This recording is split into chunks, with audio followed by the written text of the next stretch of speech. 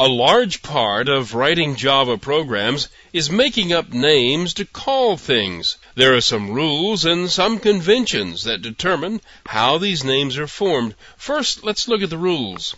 Java is case sensitive. As far as Java is concerned, there is no relation whatsoever between the uppercase letters and the lowercase letters.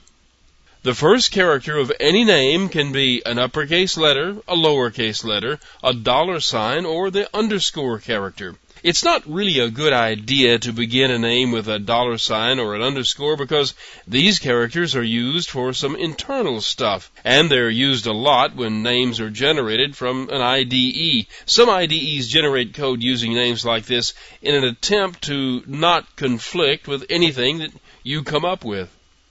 The characters in a name can be anything that the first character can be, and it can also be any digit. That is, any of these characters can be used, but you cannot begin a variable name with a digit 0 through 9. Now, those are the rules. Some names are already taken and used as keywords, but everything else is open for use.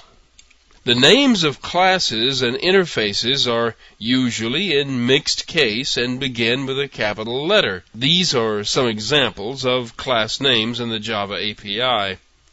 Members of classes, methods, and data items and such are also in mixed case, but they usually begin with a lowercase letter. These are some examples of class members.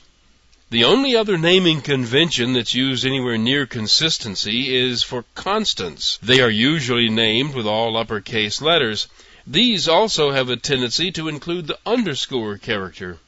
Now, these naming conventions are not enforced by the language, they're just guidelines. You'll find these naming conventions used throughout Java, even inside the classes that make up the Java API. But you'll find exceptions too. But if you follow these simple guidelines, you can write code that's a lot easier to read and to understand.